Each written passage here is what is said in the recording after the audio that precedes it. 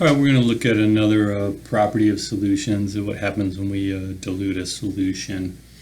All right, so remember the concentration we're talking about in solution is moles of solute per volume of solution. So imagine we had this 4-liter solution and we had 4 moles of sugar in it. If we add 4 more liters to this container, now we have 8 liters of solution, but we still have 4 moles, so we've diluted the solution, right? There's twice as much solution with the same number of solute dissolved in it. And if we calculate the molarity of the solution, we have 4 moles and 4 liters, so this would be a 1 molar solution. When we dilute it to 8 liters, now we have 4 moles and 8 liters, so we have a 0.5 molar solution, so the concentration is 1/2 at this diluted volume, right? So the important thing to note here is that we have the same number of moles before we started the dilution and afterwards, because the moles equal the molarity times the volume. So if our molarity is 4 mole, or is a 1 mole per 1 liter, and we have 4 liters, that equals 4 moles. Our liters are going to cancel. Right, and if we look at this solution as being 0.5, so we have 0.5 moles in every 1 liter of solution, right, and we have 8 liters of solution. Our liters are going to cancel, so again we have 4 moles. So the number of moles does not change before and after the dilution. So what we end up is that the original molarity times the original volume equals the number of moles, and that's the same number of moles we have after the dilution. So our initial molarity times our initial volume equals our final molarity times our final volume, because our moles initial equal our moles final, right? Because M times V equals the moles, M times V equals the moles. The moles are the same on both sides of the equation. So our initial molarity times our initial volume equals our final molarity times our final volume. And we'll be using that equation to solve some problems. So let's set up those problems and see how we use this. All right, so let's look at this relationship that the 1 molarity times its volume equals the final molarity times its volume, and see how that applies to an equation or a problem. So if you have 16 molar sulfuric acid, how do you prepare a 1.5 liter solution of 0.10 molar sulfuric acid? All right, and so we have this concentrated acid, and today we're not dissolving a body in our bathtub. We're doing something where we need a less concentrated acid. So we want to prepare we want to dilute this concentrated acid to make a less concentrated acid. So to set up this problem, what we need to do is we need to know what our 2 molarities are and our 2 volumes are, right?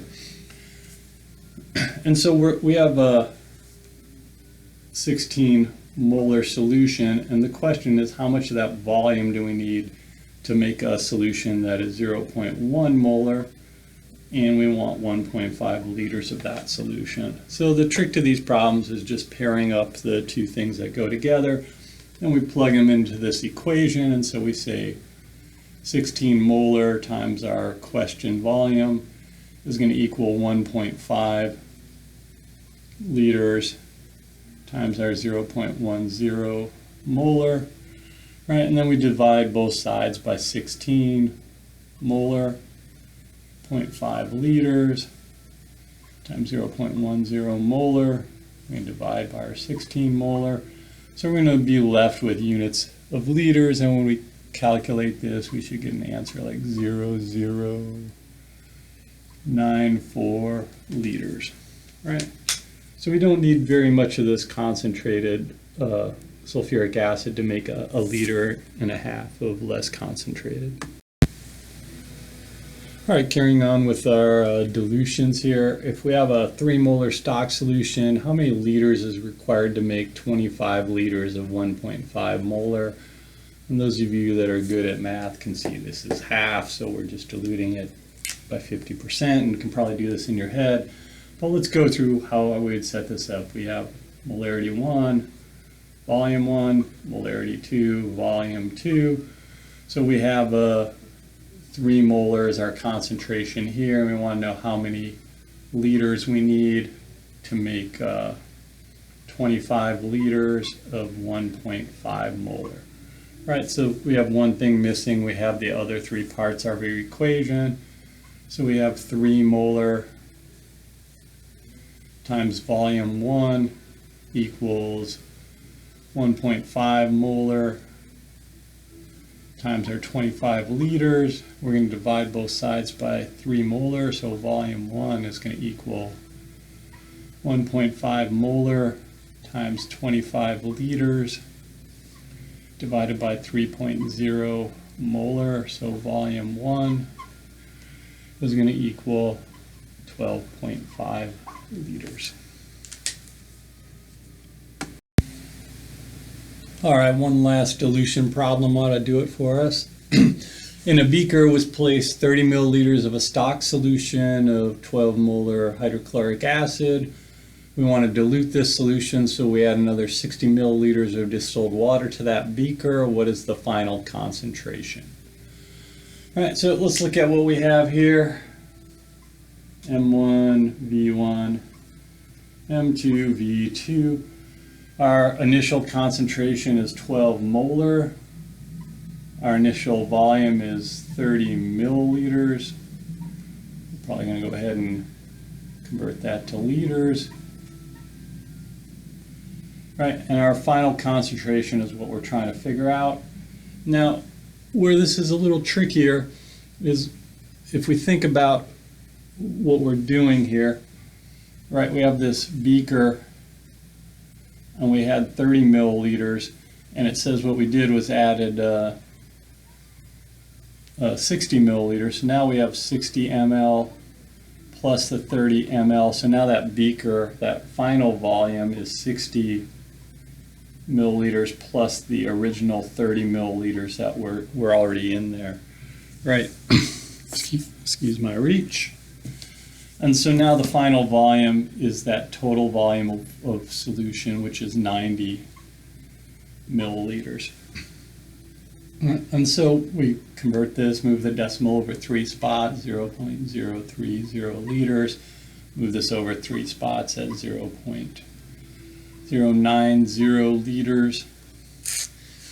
Technically, you could have left it in milliliters because you're going to have the same units on both sides of the equation. Now we just plug this into our M1, V1. So we have our 12.0 molar times our 0.030 liters are going to equal our final concentration times our initial volume, right? So we divide both sides by 0.090, so we have our 12 molar times our 0.03. I don't know why I put that's an L, not a 2. 0.090 liters. So 12 times 0.03 divided by 9. Excuse me, and we should end up with a 4.0 molar solution when we do the math.